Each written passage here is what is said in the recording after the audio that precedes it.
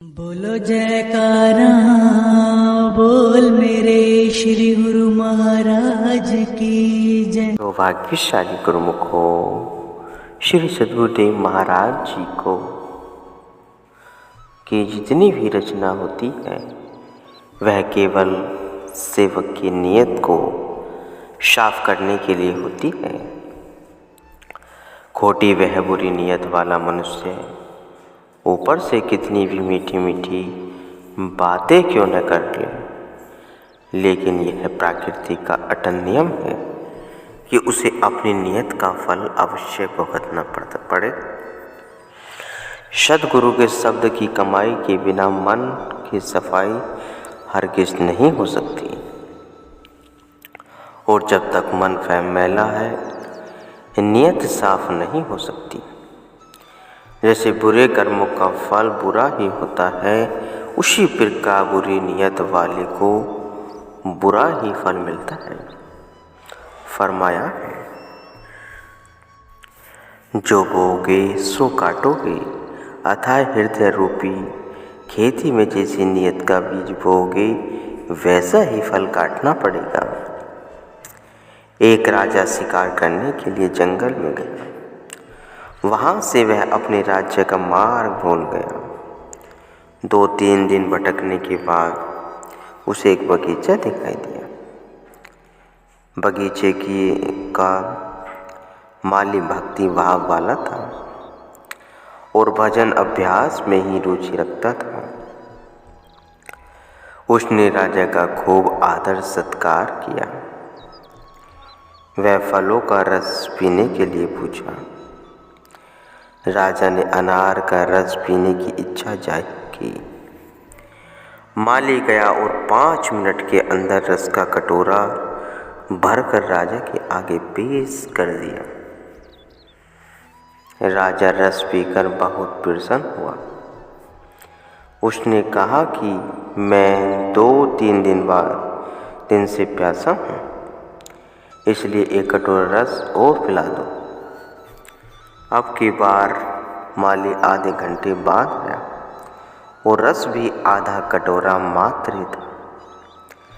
राजा ने पूछा कि पहली बार तो तुम 5 मिनट में ही कटोरा लपालप भर कर लाए थे, और अब आधे घंटे बाद भी पूरा कटोरा भरा कर नहीं लाए, इसका क्या कारण है? माली अनुभवी वह ज्ञानी था। उसने कहा कि इसका उत्तर तो आप अपने आप से ही पूछ लीजिए। यदि मुझसे पूछते हो तो यह सब आपकी नियत के हेर फेर से हुआ है। आप स्वयं ही अपने दिल की सच्ची बात बताई। यह बात राजा के दिल को लग गई। उसने कहा कि जब मैं तुम्हारे पास आया तो तुमने मुझे रस पीने के लिए पूछा। उस समय मेरे दिल में तुम्हारे लिए यह भाव आया कि मैं राजधानी पहुंचकर इसे इतना इनाम दूंगा जो इसकी कई पीढ़ियां बैठकर खा सकें।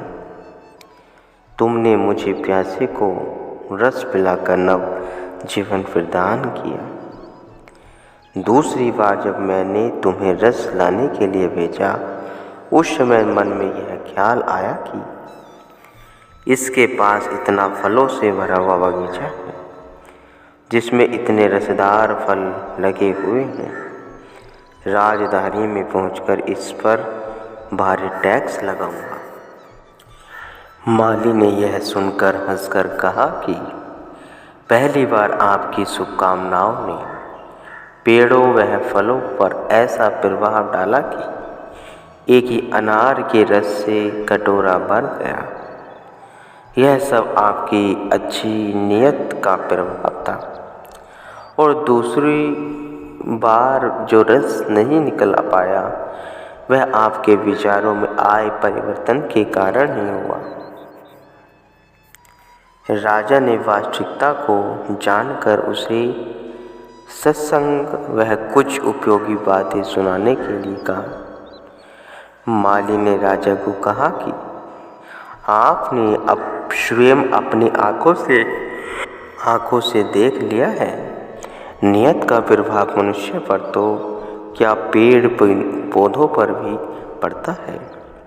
इसलिए आप हमेशा अपनी नियत को नेक रखो ताकि आपको फल भी नेक ही मिले। लेकिन यह नियत केवल अच्छी बातें करने से ही नेक नहीं हो जाती। इसके लिए गुरु शब्द के अभ्यास से मन को साफ करने का यत्न करना अति आवश्यक है। गुरुवाणी में वर्णन आया है, भरिये मति पाप की संगी, हो धोपे नावे की रंगी। जैसे शरीर पर मैल चढ़ती है तो उसे पानी से धुल जाती है, वह हरगिज चढ़ती है और उसे हरगिज ही धोने की जरूरत पड़ती है। दांतों को प्रतिदिन दातून से साफ करने की जरूरत पड़ती है। ऐसे ही मन को गुरु शब्द के अभ्यास से साफ करने की आवश्यकता होती है। अगर सुरती शब्द का संग नहीं करेगी तो असत पदार्थों की तरफ आकृष्ट हो जाएगी। इसी कुसंगी के प्रभाव से उसकी नियत में अंतर आ पड़ता है। एक गांव में मुरीद नाम का एक संत रहते थे। उनके अभ्यास आश्रम पर एक औरत नित्यव्रती झाड़ू लगाने और पानी भरने की सेवा करने के लिए आया करती थी। मन में पुत्र पैदा होने की अभिलाषा लिए वह बड़े प्रेम से सेवा किया करती थी। मालिक की दया से उसके 2 पुत्र पैदा हुए।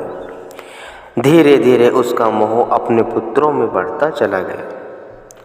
अब अधिक समय पुत्रों की देखभाल में व्यतीत हो गई। जाने के कारण वह कभी कभी ही आश्रम में जाती थी। जैसे जैसे पुत्रों में मोह बढ़ता गया वैसे ही संत जी से प्रेम घटता चला गया। घर में ऐसे लोगों का आना जाना अधिक हो गया जो सांसारिक ख्यालों के थे। फलत संग दोष वह सत्संग न मिलने के कारण मन पर मैल चढ़ने लगी। आखिर मन इतना काला हो गया कि नियत सर्वदा पलट गई और सत्संग से मन उचाट हो गया। एक दिन उसकी एक सहेली अपनी लड़की की शादी के लिए कुछ बर्तन मांगने संत मुराद जी के पास गई। संत मुराद जी ने कहा कि ये परमार्थ की चीज़ें हैं, वह कि प्रतिदिन सत्संग में काम आती हैं, इसलिए मैं इन्हें नहीं दे सकता। उस दिन से उसकी सहेली ने संत मुराद जी की निंदा करनी आरंभ कर दी। वह जब भी मिलती संत जी की निंदा करनी शुरू कर देती। निंदा सुनकर उस औरत का दिल और भी मैलिन होता चला गया। परिणाम यह निकला कि उसने स्वयं अपने मुंह से भी संत जी की निंदा करनी आरंभ कर दी। बच्चे अब छोटे थे। उस समय उन्हें संत जी के पास ले जाया करती थी। वे दोनों नित्य नियम से आश्रम पर जाते थे। जब बड़े हुए तो जंगल में लकड़ी काट कर लौटते वक्त यदा कदा संत जी के पास हो जाया करते थे। संत जी भी उन्हें भोग प्रसाद वगैरह देकर कृतार्थ करते। उधर निंदा करते और सुनते हुए उस औरत की नियत ऐसी मलिन हुई कि वह संत जी से घृणा करने लगी। नफरत इस कदर पहुंच गई कि संत जी को समाप्त करने के विचार 2 रोटियां विष मिलाकर उन्हें देने के लिए आश्रम की ओर चल दी। संयोग व संत जी उस समय सेवा में रत थे, अतः उन्होंने रोटियां लेकर डिब्बे में रख दी। कुदरत ने जिसकी रक्षा करनी होती है उसके लिए वह बहाना ढूंढती है।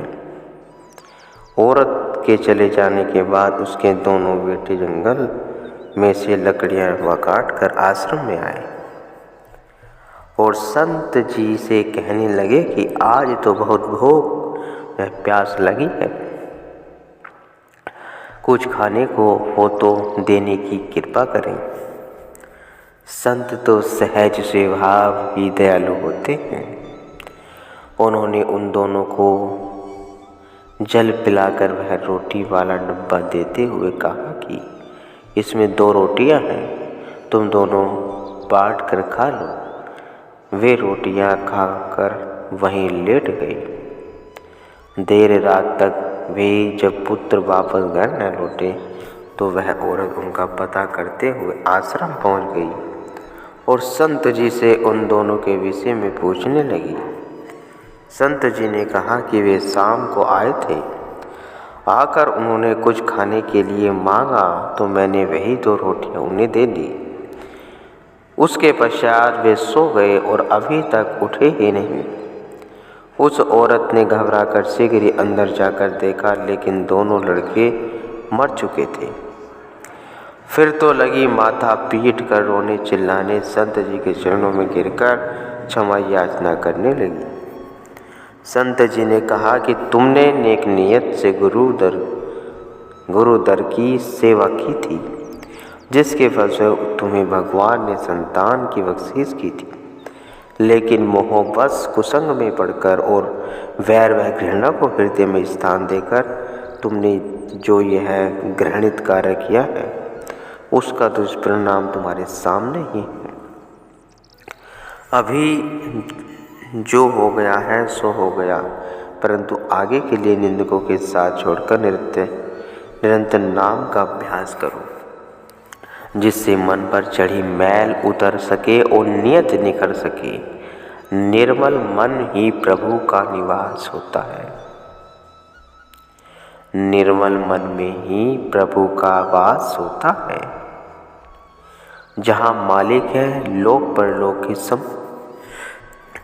समस्त सुख स्वतः ही वहाँ दौड़े चले आते हैं। यह उपदेश सुनकर उस औरत ने निंदा और निंदा करने वालों की संगति त्याग दी। अपने चित्त को सेवा और सुमरण में लगाकर निर्मल पवित्र करके अपना जन्म सफल किया। गुरुमुख